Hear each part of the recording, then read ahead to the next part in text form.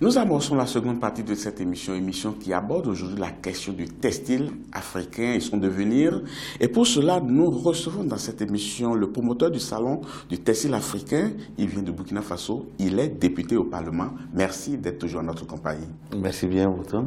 Donc, je le disais, avec le salon que vous avez mis en place, vous avez quand même un certain nombre d'objectifs phares, notamment à réussir un jour à faire adopter tous les élèves du Burkina Faso à se vêtir en textile burkinabé. Alors, où est-ce que vous en êtes et d'où est-ce que l'idée est partie? Il faudrait dire que l'idée est partie depuis la première édition que j'ai eu l'occasion de rencontrer à travers un ami à l'époque lors du forum de Bamako, le président du Mali, de la République du Mali, son Excellence Amadou Toumani Touré ATT, où nous avons échangé tranquillement une nuit autour de la transformation des matières premières en Afrique. Et là, juste venu au Burkina Faso, j'ai vu même que, même pour le Burkina Faso, avec à l'époque, notre matière première, c'était le coton que nous exportons le mieux. Donc, j'ai dit pourquoi pas lancer un salon international du textile africain pour essayer de donner ma contribution aussi pour la promotion de ce secteur-là. Là, on a lancé la première édition, c'était difficile, personne n'y croyait. Mais pour moi, c'est quand la grande masse va rentrer dans la consommation du textile qu'il va y avoir forcément transformation et décollage. Que ce ne soit pas l'élite seulement.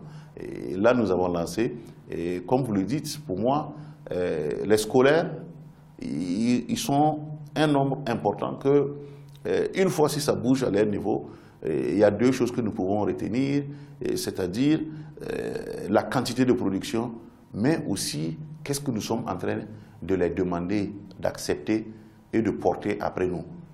C'est d'essayer d'avoir cet instinct patriotique panafricaniste pour essayer de dire, bon, je consomme africain et je suis fier de consommer. Donc là-dessus, vous avez commencé quelque chose et vous voulez avoir l'autorisation des dirigeants politiques, c'est cela?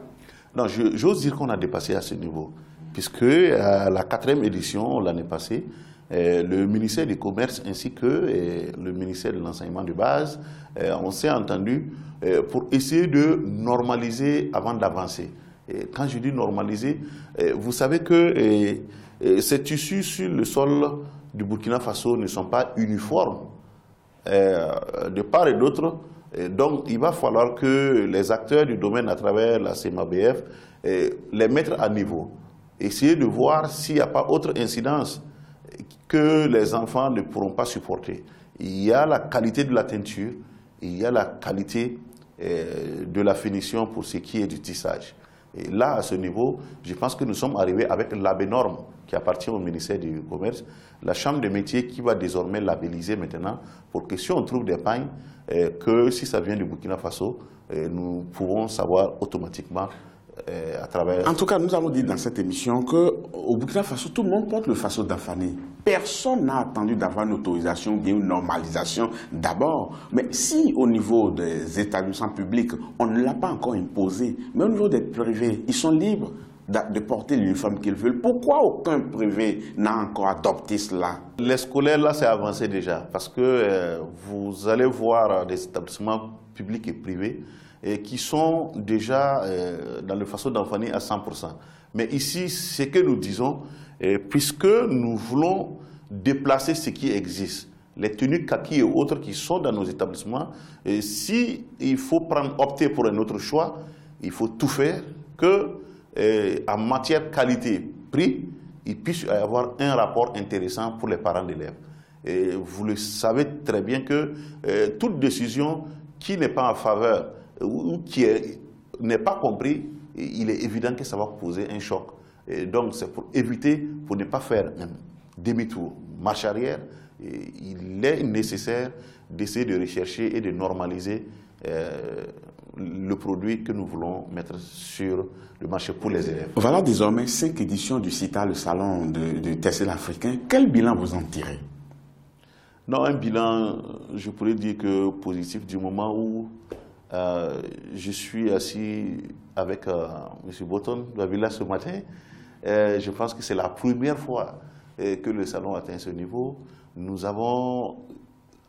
étions avec nous, pour ne pas les citer, au moins 6 à 7 chaînes de télévision panafricaines. Et nous avons eu la participation de 30 pays africains. Aujourd'hui, j'ose croire que l'avenir de l'Union africaine, c'est pour montrer que nous sommes arrivés à un taux acceptable.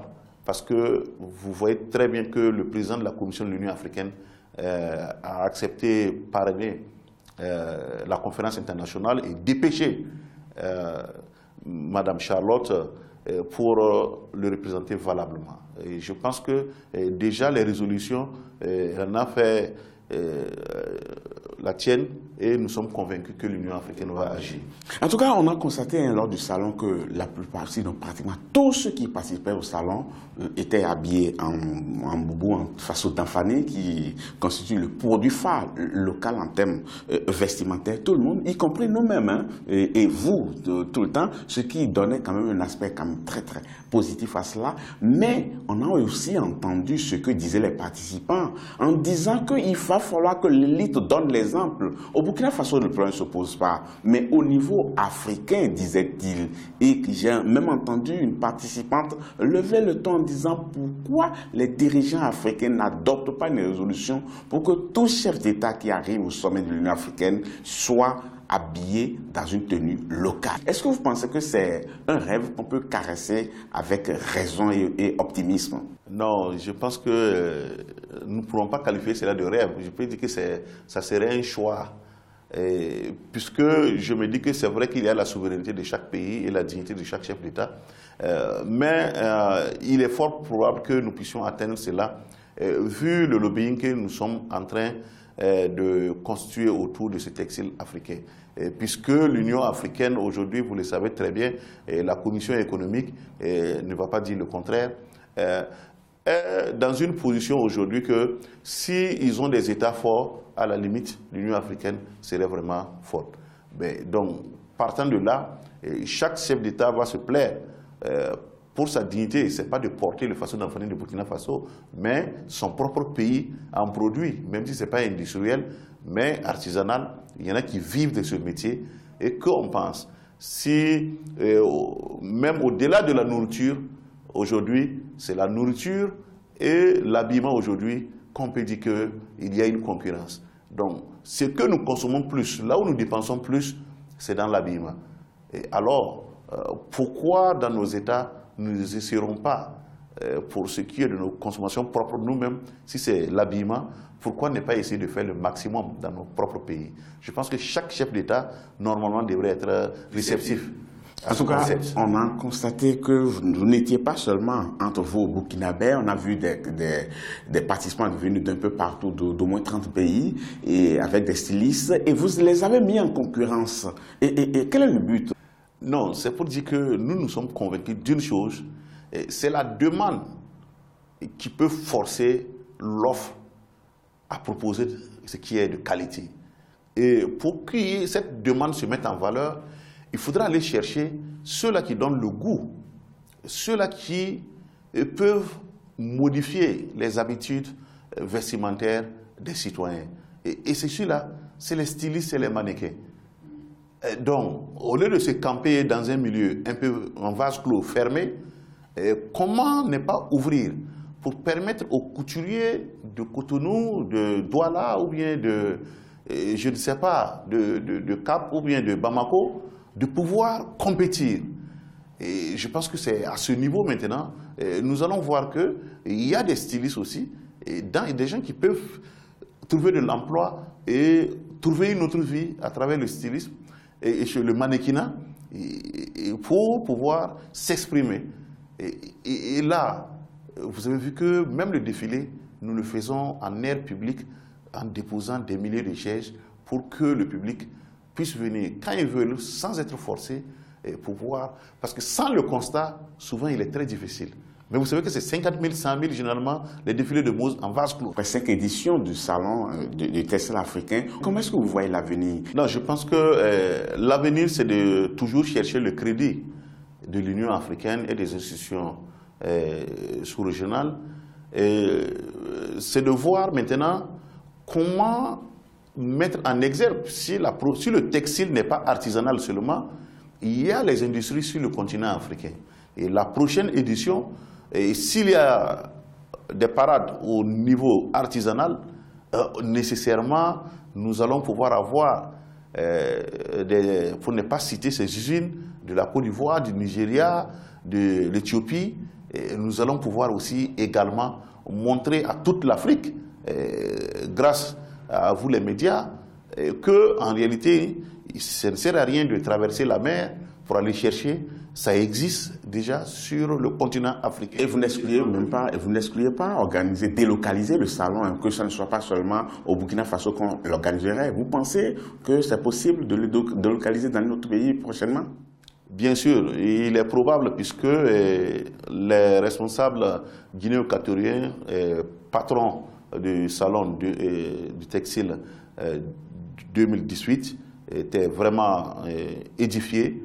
Et pour l'instant, pour la 6e édition, il y a une probabilité que ce soit à Malabo. Et là, nous disons que notre vision, en réalité, avec le soutien de son Excellence Roch-Marc Christian Kaboré, c'est de rendre africain le Salon international du textile africain. Donc, pour nous, si les conditions sont réunies dans un autre pays, pourquoi ne pas aller tenir le salon à ce niveau? Pourquoi ne pas tenir le salon en Guinée équatoriale très bientôt? En tout cas, on va suivre et Africa 24 sera toujours là pour vous accompagner. Merci beaucoup. Merci pour votre concours. Chers téléspectateurs, ce sera tout pour cette émission. Merci de l'avoir suivi. Je vous donne rendez-vous bientôt pour un autre numéro. À bientôt.